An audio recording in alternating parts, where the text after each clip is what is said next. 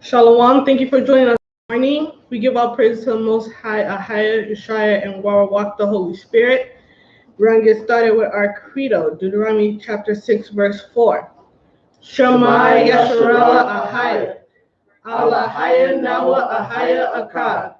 Hero Israel, the Lord our is one power. Shema Yasharala Ahaya, Alahaya Nawa Ahaya Akkad. Hero Israel, the Lord our power is one power. Shema Yasharala Ahaya, Alahaya Nawa Ahaya Akkad. Hero Israel, our power is one power. We give all praises to the Most High for this lesson. I am Akwath Melka. I am Akwath Amuna. And today's lesson is going to be the part 2 of the Mermaid Spirit. So a few announcements. Join us Thursday for our Bible study at 8 p.m. Friday for our Lessons of Life study p.m. We're here for our Women's Bible study at 11 a.m. And at 1 p.m. is our main Shabbat lesson. And all times are Eastern Standard Times. So last week, we talked about the Mermaid Spirit. And we talked about how pride is connected to it. And we talked about how rebellion is connected to it. We also talked about the world portrays mermaids as being something that is beautiful and something that's glamorous when it's not. This week, we're going to talk about the mermaid spirit and how it relates to sexual immorality and how it relates to manipulation. So, we're going to be at Matthew 19. We're going to read Matthew chapter 19. We're going to read verses 4 through 5. So in the New Testament, the sexual immorality is translated as porneia. And this word is also translated as whoredom, fornication, and idolatry. What porneia means is surrendering. It's a surrendering of sexual impurity, and it's primarily used with the premarital sexual relations. Now, from this Greek word, we get the English word pornography, which comes from that concept of, selling off. Sexual impurity comes about mostly outside of the marriage bed. So we're going to get Matthew chapter 19, verse 4 and 5. We're going to see what the Bible defines marriage as. Matthew chapter 19, verse 4. And he answered and said unto them, Have ye not read that he which made them at the beginning made them male and female? Verse 5. And said, For this cause shall a man leave father and mother, and shall cleave to his wife, and they twain shall be one flesh. So when a man and a woman comes together, they become one flesh. Now, the connection between sexual immorality and idolatry is best understood. We're going to get 1 Corinthians chapter 6. We're going to read verses 18 through 20. We're going to see the connection between the sexual immorality and idolatry. And when someone has the spirit of a mermaid, they operate in this sexual immorality spirit. 1 Corinthians chapter 6, verse 18 through 20. 1 Corinthians chapter 6, verse 18. Flee fornication. Every sin that a man doeth is without the body, but he that committeth fornication sinneth against his own body. What? Know ye not that your body is the temple of the Holy Spirit, which is in you, which ye have of the Most High, and ye are not your own? Verse 20. For ye are bought with a price, therefore glorify the Most High in your body, and in your spirit, which are the Most High. So, pagan idol worship is often involved with some type of perverseness, some type of immoral sexual acts. That's why you have the fertility gods. You have people having intercourse in front of this god, or doing ungodly things with the blood. I remember a couple of years ago, I forgot the name of the church, but it's a church that's popular, was on YouTube, and they were against gay and lesbian sex. And it was a Christian church, and the girl who was a lesbian went in front of the church and she started masturbating in front of the church on the church lawn. Mm. So what was she really doing? Because we know that Christianity is pagan, the cross. Yeah.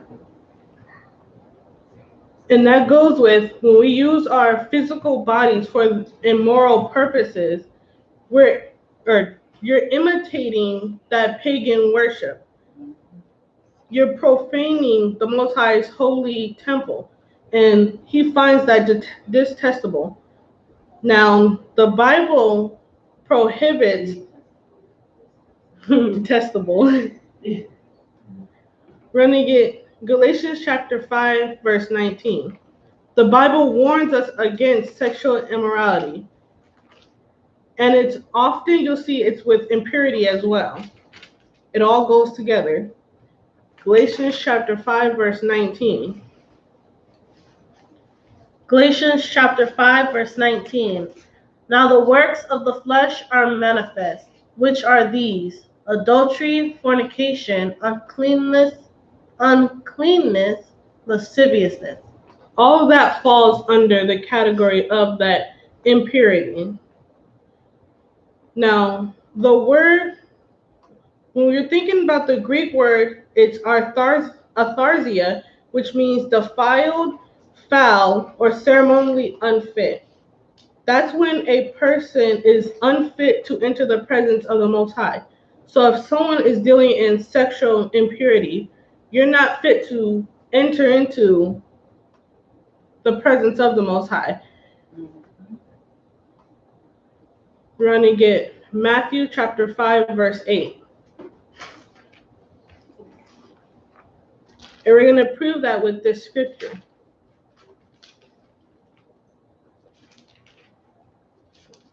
For those who are persistent in the immorality and in the impurity, you're not able to come into the presence of Yeshua.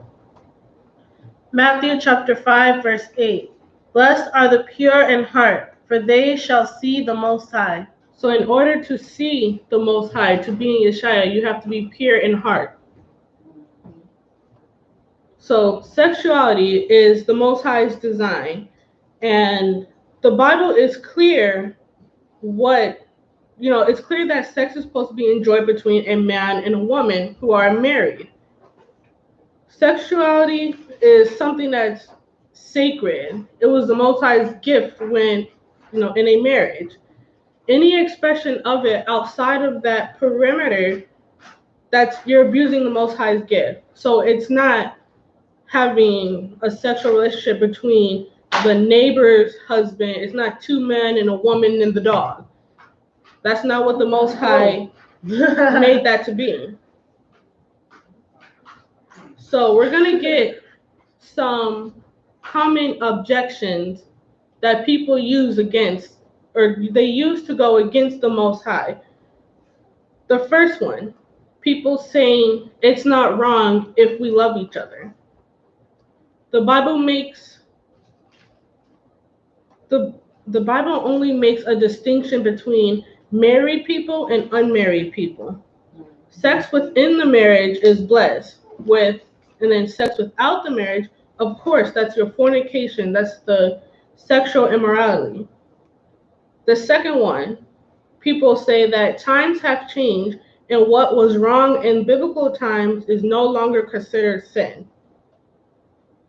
Most people who say this, they have this greed and this lust. They don't want to acknowledge the Most High's word or his commandments against having a sexual relationship with a married partner.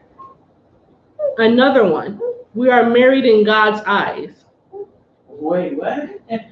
People, when they lie down with someone, they're saying, well, we're married in God's eyes. again, it's an excuse to get to do whatever you want. What God is that? The fourth one, I can still have a good relationship with God because he understands. We're going to get Proverbs chapter 28, verse 9 to go with this one.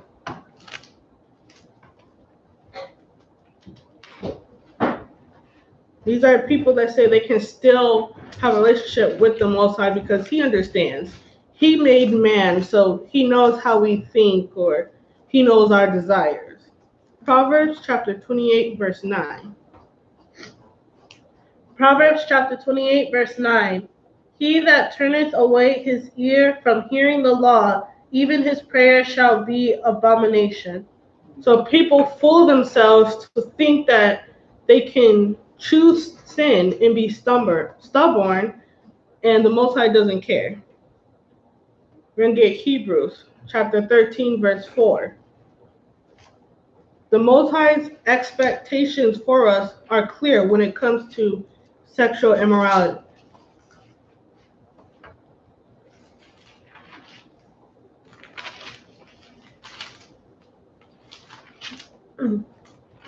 Hebrews chapter 13, verse 4.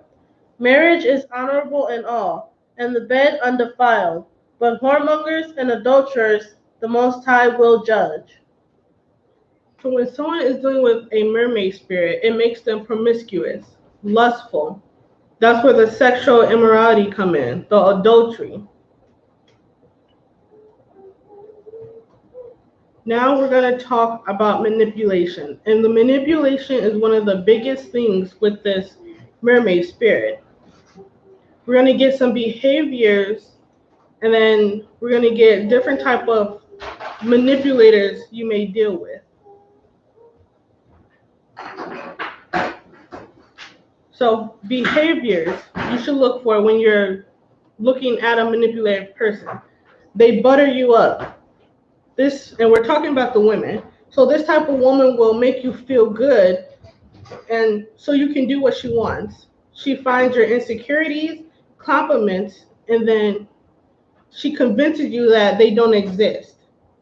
And since you want to believe her, then you start to trust that person. They make you feel good, and you see them as trustworthy. That becomes hard for you to say no to them. The second one, enticement and rewards. Most women know how to push the buttons, whether it's of a spouse, a coworker, or a friend.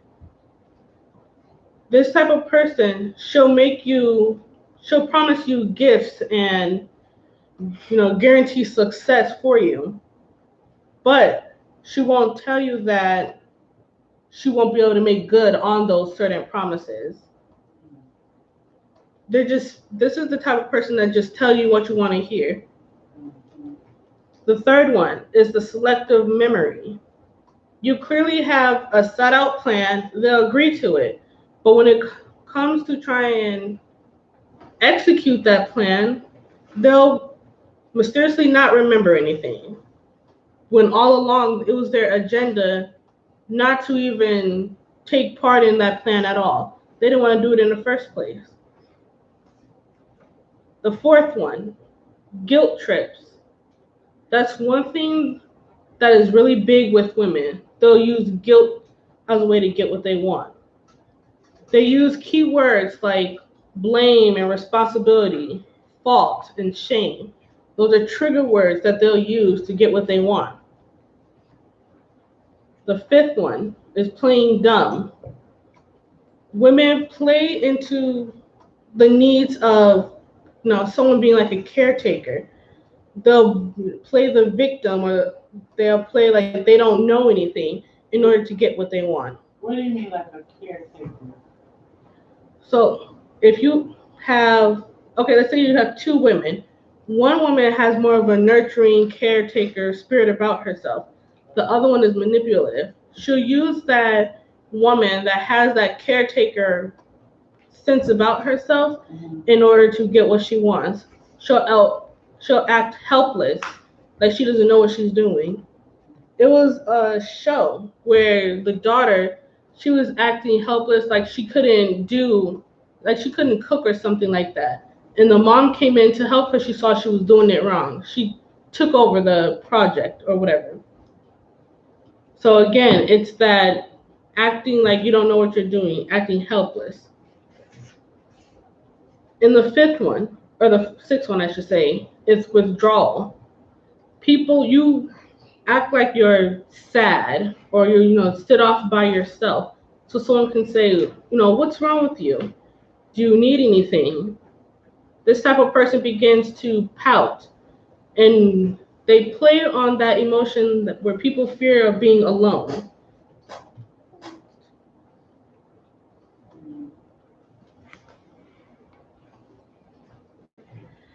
When dealing with the manipulation and this whole mermaid spirit, a lot of women, they tend to use their body as a way to manipulate. So if they're talking to you, they may touch your hand, rub your shoulder, they may rub your hair. They do different things like that to try and make you settle, to get you comfortable with them. There's a couple more things. It's called a home court advantage. These are people that they say to come to my house, so we can talk. Somewhere that's more familiar to them. They may try and get you inside their car to try and manipulate you. They may say God has a word for you. Now when they're trying to get you alone, that's one place you don't want to be with them, because then you don't feel that you have that type of control in that situation. You're not comfortable where you're at. They try and get you, whether it's their home, their car, somewhere that's familiar with them, to try and assert that type of dominance over you. It's kind of like they're getting you on their territory. Yes. So we have some examples here of how people try and manipulate the facts. So, yes? Oh. So we have some examples. People, they lie, they make excuses. You see where a lot of people say you're two-faced. They blame the victim for causing, their own victimization. So they put the blame back on you when you're the victim of something. They disclose or they withhold important information. So you ask someone to go to the store for you, but you don't tell them that once you get to that store, you have to wait outside in negative 20-degree weather before you can even go in. Wow. They also exaggerate or make understatements. So they may tell you lions are mean if you get too close to them. Not, when they know that if you get close to a lion, it's going to attack you. It's going to try and kill you or eat you. So they play things lower than what they really are. They downplay. Yes, they downplay. Another thing, they overwhelm you with procedures and red tape. What that means is that they try and, in order to maintain a power position, they say, my hands are tied because of these different laws, or I have to do this paperwork before I can do something. So they're trying to use technicalities to control you or to try and manipulate you. Another one, raising your voice or displaying negative emotions. Some people raise their voice during discussions as a form of aggressive manipulation. But if they just talk loud. With this type of person, the aggressive voice it's frequently combined with strong body language. So they may, thrust in their hands or putting their hands on their hip to try and assert that authority. They may try and stand over you, make themselves seem bigger. Mm-hmm. Like a bully. Mm-hmm. They give you little or no time to decide on certain things. So this is common with if you ever been like in a sales business or a negotiation where the manipulator will put pressure on you to decide before you're ready. They'll say, "Oh, there's a deadline. I need the answer right now." Mm-hmm. And knowing that they're gonna bow down to your wishes, that's what they'll try and do. Now, a lot of people cannot operate the right way under pressure. The silent treatment. They'll purposely not respond to your texts, your calls, your emails. If you're sitting there and you ask them a question, they just won't respond. And they're wanting to make you wait. Maybe they're placing doubt in your mind. If you ask them, "Am I doing this right?" And they'll sit there and not answer you. So they may put that doubt in your mind that you're not, maybe you are doing it right, maybe you're not. The silent treatment is, basically a mind game. Control. Could it be considered like mental abuse too? Yeah. Yep. That's exactly what it is as well. Torment, yeah, because you're sitting there and you're talking to someone, you're asking them a question, especially if it's something really serious pertaining to your life or relationship or something, and they just won't say anything. And you get frustrated, you get angry, and then you want to start swinging on it. So it's no way but down with that. And this goes with the pretend ignorance. That's what we talked about earlier with the playing dumb tactic. By pretending, someone with the mermaid spirit, by them pretending that they don't know what they're doing, they don't know what they're saying, it makes you want to take on the responsibility. That's when people will just take over and say, I'll just do it myself. Children use this tactic as well. Guilt baiting. This is when someone is using unreasonable blame. They target that soft spot that you may have for someone or something. They'll hold someone else responsible for, your happiness. Now, by targeting this person's emotional weakness and vulnerability, the manipulator is able to have these unreasonable requests and demands. So if, let's say you need $200, the person that's manipulating will say, "Well, you gave that person $10 the other week, so why can't you give me $200?"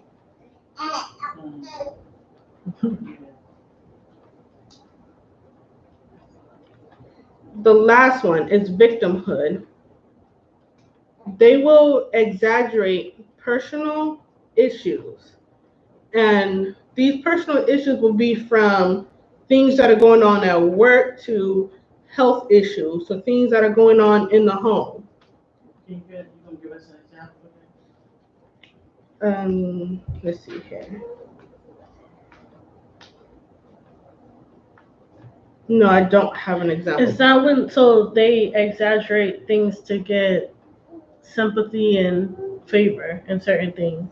Yes. So let's say you want to get a promotion at work, or let's say you want to get a raise at work, and you go to your boss and you're like, "Man, I just had a baby, and the baby has no diapers at home because all the money is going to the rent." And when knowing that you just bought a box of diapers, the baby has formula, but you're exaggerating that the baby doesn't have anything, or you're running low on food when you just got paid, you can go and get some. You're exaggerating things, using manipulation. You're playing weak and defenseless and powerless. Mm-hmm. That's like, I had seen this YouTube video a while ago, and it was like this undercover boss thing. And the guy was mean to the coworker who was really the boss undercover. And at the end, when the boss unmasked himself and said, "I'm the boss of the company," he was giving out rewards to certain people who were genuinely nice to him. And the guy who was mean to him started making up excuses, and he was like, "Oh, well, I'm the way I am because my dad left when I was little, and I had a child when I was 16, and all this different stuff." to get sympathy from the boss. And I had a hot dog. I had a hot dog with no bun. And I had the peanut butter with no jelly. I mean, that sounds, it's foolish. That's what I'm saying. Yeah. We're going to get Matthew chapter 7. You're going to read verse 15.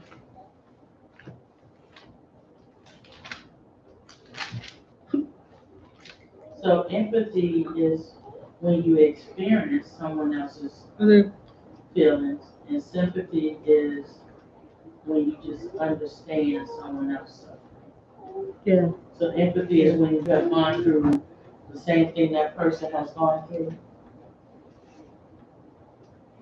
You said empathy? Someone else's feelings, they requires an emotion. No, that's okay. Okay. All right. So we have Matthew chapter 7, verse 15. Beware of prophets, which come to you in sheep's clothing, but inwardly they are ravening wolves. So someone that has this mermaid spirit, that operate in this manipulation, they're just as bad as being a false prophet. They're trying to lead you astray or bend things, turn them for their gain. We're going to get Matthew chapter 24, and then we're going to read verse 4.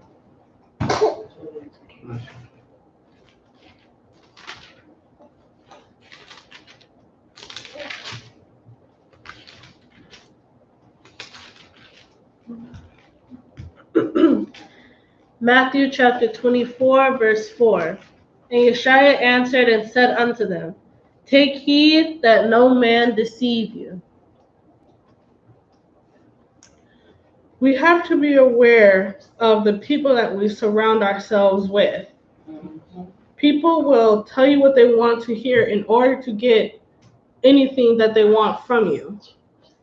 Now, when doing this lesson, I was trying to find an animal that we could compare this to that would act selfish. And doing some research, there's actually isn't an animal that is selfish because animals act on instinct. So they're just not selfish by nature. Humans are the ones that act selfish.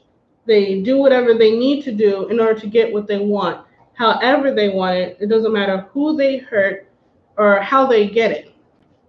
And if you think about it, even with like dogs, a woman can have a child and give it up for adoption and not want it. But with the dogs, you don't see dogs giving their puppies up for adoption. Really? I'm just saying, like They take care of they their have baby. that mother. A dog has motherly instincts that some She just don't females have a don't have. litter and then walk away. Right, Animals protect their children to the death, they do. especially mothers. The lioness. So don't ever call me Mama Bear. Well, bears do that too. Bears are very defensive over their cubs. Yeah. They So will. why we don't protect ours then? And I think it was on Animal Planet or something. A bear went up against a wolf or a lion or something to protect her cub. So that goes to show you the motherly instinct and the no fear when the cub was messed with. So last week we said we were going to have a song and we're not going to play it because we don't want to get copyrighted. But there's a song that, if you've seen the Pirates of the Caribbean movies, it's a scene where a mermaid sings to sailors. Mm-hmm. So we're gonna, Yeah. Wait, In Pirates of the Caribbean, there's a scene where the mermaids sing to the sailors. and remember, the mermaids use their voice to manipulate, to seduce, Mm-hmm. and they also use it in order to go in for the kill. So listen to the lyrics of this song. Upon one summer's morning, I carefully did stray down by the walls of Wapping, where I met Sailor Gay, conversing with a young lass who seemed to be in pain, saying, William, when you go, I fear you'll never return again. Remember in The Little Mermaid, what was the prince's name? William. He was Prince William. So even in the Disney, it has that subliminal message. Mm-hmm. My heart is pierced by Cupid. I disdain all glittering gold. There is nothing can console me but my jolly sailor bold. And Using Cupid that, is what? it's supposed to be a god of love or fertility. Which is a Demon. Yeah. It says, there is nothing can console me. Remember going back to that manipulation where that only that one person can help you. Mm-hmm. So it's making you feel like you're needed. His hair, it hangs in ringlets. His eyes are as black as coal. My happiness attend him wherever he may go. From Tower Hill to Blackwall, I'll wonder, weep, and moan, all for the jolly sailor until he sails home. So that's like you're being there for someone in their, lowest moments or whenever they need you. My heart is pierced by Cupid. I disdain all glittering gold. There is nothing can console me but my jolly sailor bold. When people are manipulating, they'll use these phrases to keep their claws in you. So this mermaid that's seeing this is reminding them that I need you. You're the only one that can console me. I feel safe with you.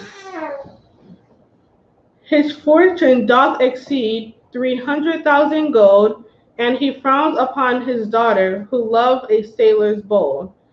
A fig for his riches, a merchandise in gold. True love have grafted my heart. Give me my sailor bold. Again, it's going back to using the love as manipulation. That this is your true love, and your heart is for them. But I love you. And you feel guilty. It's like you guilted to stay with that person because they're saying, I can't live without you, I love you, I need you.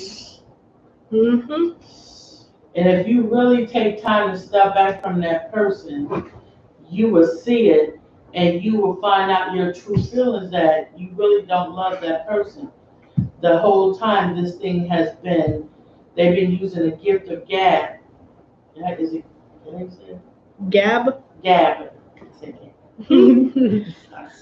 But they've been using a gift of gab to keep you in their, what I want to say, in their what? Control. Because it's really control. Yeah.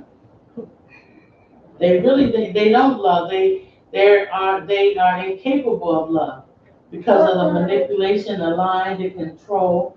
Like you have to think about it. They're not just going to sleep at night. They sitting up thinking of ways how they can get you and control you and the things that they can say to keep you in their clutches, to keep the control over you. We're going to continue with the song. Should he return in poverty from over the ocean far, to my tender bosom I'll press my jolly tar. My sailor is as smiling as a pleasant month of May, and often we have wandered through Ratcliffe Highway. Many a pretty blooming young girl we did behold, reclining on the bosom of her jolly sailor bold. So again, they're saying, reclining on the bosom. They're saying, I need you. Again, they're playing helpless, like they don't know what they're doing. They're playing that dumb role, as we discussed about. My heart is pierced by Cupid. I disdain all glittering gold. There is nothing can console me but my jolly sailor bold. My name is Maria, a merchant's daughter fair. and I have left my parents and 3,000 pounds a year. Come all you pretty fair maids, whoever you may be, who love a jolly sailor that plows the raging sea.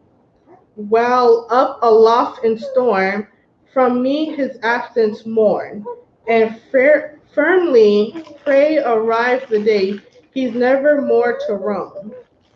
My heart is pierced by Cupid, I disdain all glittering gold. There is nothing can console me but my jolly sailor bold. This song here is supposed to be a song where it's this woman that is in love with a sailor. Now, usually it's the sailor that would sing this song. So when these mermaids are singing this song to the sailors, not only do they know what the song is about, it's not like they're clueless on the matter, but they see this beautiful mermaid, this beautiful voice, and it draws them in. That's how when people seduction. And that's how people will use things that are familiar to you, things that you know about in order to manipulate you. Whether it's yeah, whether it's religion, well not religion, but whether it's, It could be religion, yeah. whether it's, I don't music or different foods. They'll use something that you know about, something that's close to you, dear in your heart, to control you. So everyone knows about Anna Nicole Smith. She's dead now, but she started off in the country, somewhere in Texas. She ended up being a stripper and all that. But one thing she did to get the men, and the men loved it, they said she would use like a baby voice, you know. And I don't know how she did it because I can't imitate it, I'm glad I can't. But she would talk low and use a baby voice and do her head, like innocent, like she was this innocent, sweet little girl. And that's how she would get money out of men. She learned that from stripping on how to get money out of men. And she was very rebellious. She most definitely had a mermaid spirit.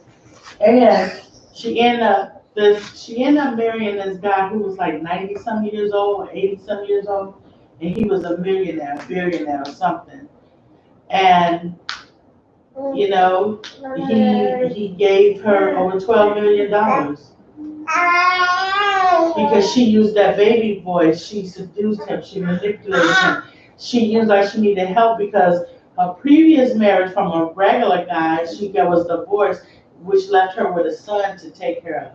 So and when she went to court, because when he died, he didn't leave her. He didn't put her in his will. Mm-hmm. So they was married, and she went to court to fight his son to get some of the money. And she said, well, we needed each other. He took care of me and my son, and I took care of his needs. But this man had money. He could have hired some people to take care of him. You know what I mean? Mm-hmm. So she used him to make sure that she had a good life. And he bought her this ranch with all these acres of land, gave her money. She had expensive shopping trips. So he gave her the lifestyle that she wanted. When she was from Texas, her mother was a sheriff or something, but they still was kind of poor. She still grew up poor. She wanted to be famous. You know what I mean? And so she used that baby voice and that look at her body, because when she would talk to him, she would be half naked. She would have on lingerie, exposing herself and, her breasts and things like that. And this man spent over $12 million on her. That's just a ballpark, probably more. Mm-hmm. But and I couldn't find the video because I was going to try to find it for you all. But they show her how she would talk and do her body and shake her breasts and all that. Using a kid voice to try and act like it's innocence. Yeah. Now, this mermaid song is considered a villainized song, which means and you have to interpret what the song is actually saying. So a villainized song is someone, like they're singing a song, they're gloating about their plan. They're going to hurt you, they're going to do whatever they want to do, and you're not going to be able to be stopped. In the song, it talked about how, the manipulation, the boosting that person up. It all talked about it.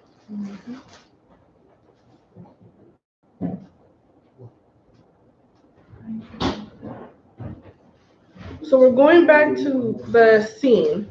If you look at the scene from the Pirates of the Caribbean, when the mermaids, first it starts as one mermaid singing a song, and then a couple more comes up, joining in.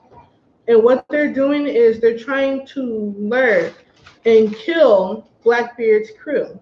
And that's the same thing a person with the mermaid spirit is going to try and do.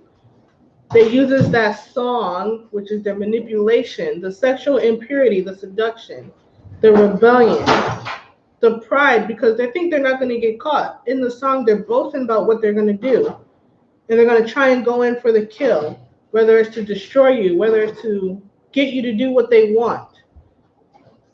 People that have this mermaid spirit they're not going to do anything to help you that's going to benefit you. You would think they would string you along, but it would never happen. Yeah, just like in the song, oh, my heart is for you. It's giving you all these promises that's not true.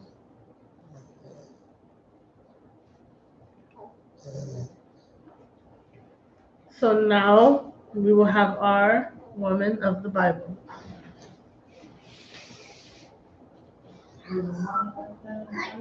No, it's not a woman. Well, I'm pretty sure there was, but not the one we're going to talk about today. Oh, okay. We're going.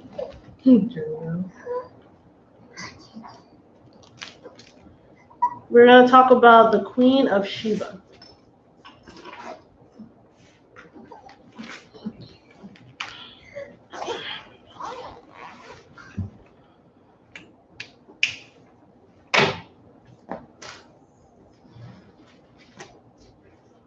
Move her hand.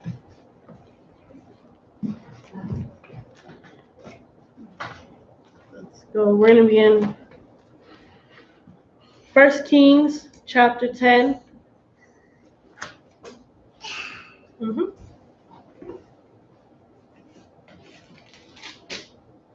it's verses 1 through 13. Okay. 1 Kings chapter 10, verse 1 through 13.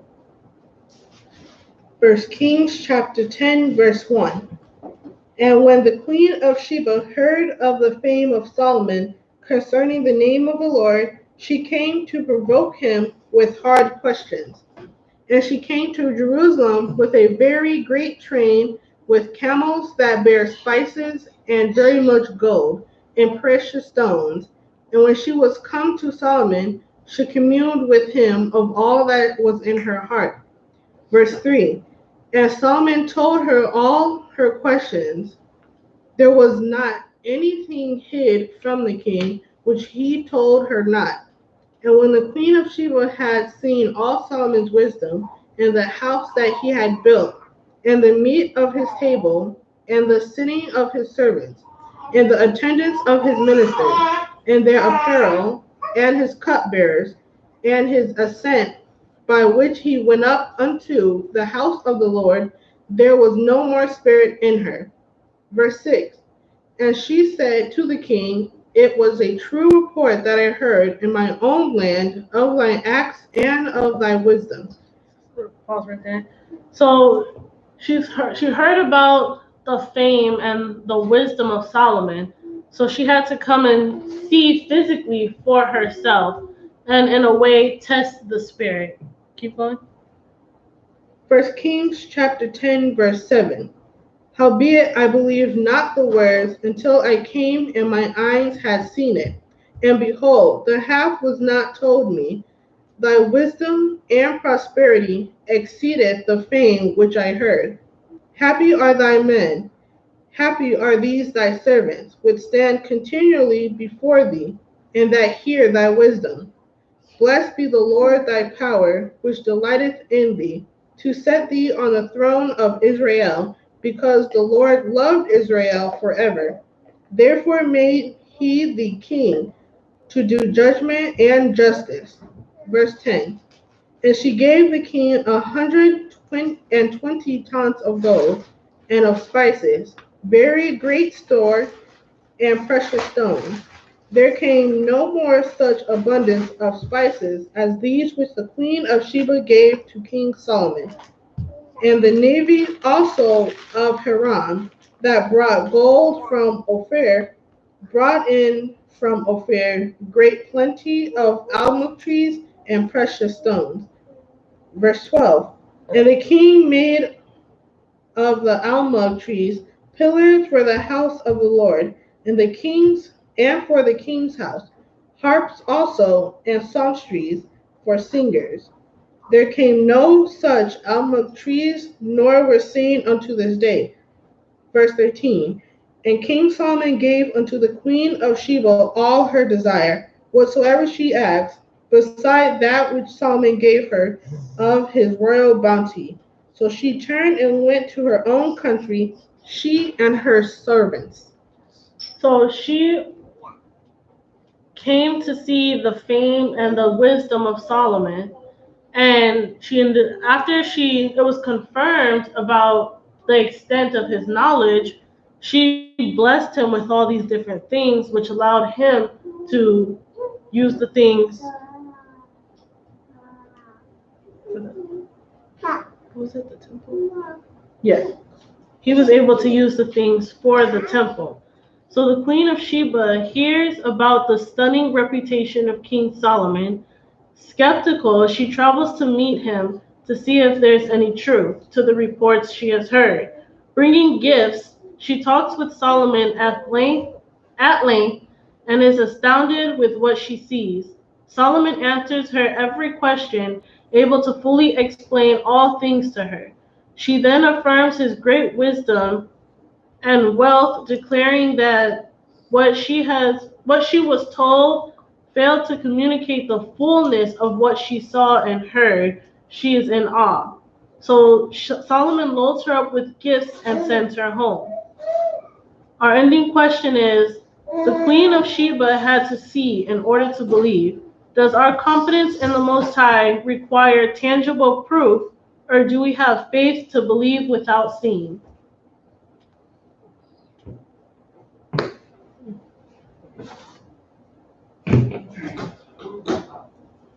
So do we have any questions here or on the chat?